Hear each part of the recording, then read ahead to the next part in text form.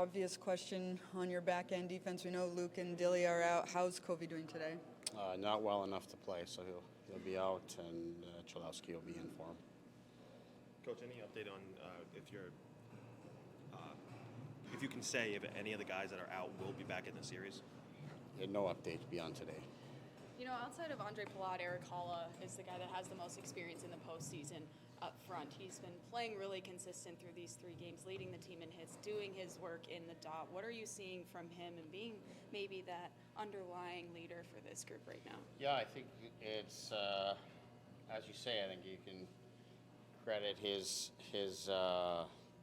experience and his competitiveness. This guy wants to win and does everything that he can to do so. I think his game's been in a really good place since we've moved him out of center onto the wing with Mercer, and they're kind of sharing that responsibility here now, which I think has given Halsey just more energy, a little bit more quickness on the puck and on the forecheck, all those sorts of things. So it's sort of complemented both he and Merce, and it's allowed him to get to his game. And I think this time of year brings out the best in those who are competitive and have some mental toughness about them, and I think that Halsey has that.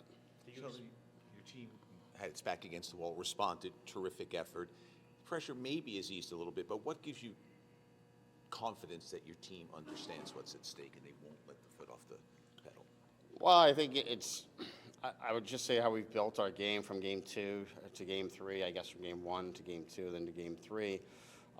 Just the realization of what it takes, and then also that it can work and give us a chance to succeed in the series, even in really hard circumstances, such as your back being against the wall, the injuries, the fatigue that you're feeling going through that game the other night. To be able to come out the other side of it, it gives the group confidence, but we're still realistic and know the challenge both in the opponent and the fact that we're in a deficit in the series. But we got one game in front of us here today in our building, and we're going to do everything we can to take care of it. Any forwards changing, or just only Cholowski the only change? That's the only change. Yeah. What's the challenge, especially in the playoffs when physicality and everything is just bumped up a notch, to beat, not take those penalties, and pretty good in the last game with not, getting involved in the after the whistle stuff? Yeah, it's just it's controlled emotion. That's really what it's about. You need to have your intensity has to be at its highest level, yet your ability to control your emotions also has to be on high alert. So it's a big challenge. You want your players to go out and be highly, highly competitive, and then when the whistle blows, you want them to still be engaged, yet not cross the line. So there's a lot of that. I think experience is a big part of that. Getting comfortable in the series and comfortable in your own skin within the series, I think, is a big part of that.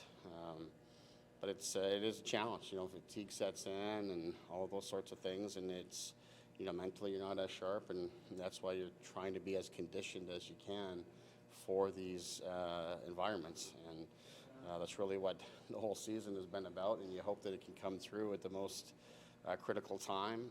That's why you really like how our guys pulled through the other day.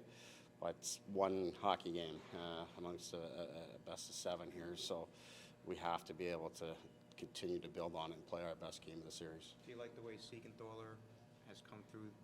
He had the off day yesterday.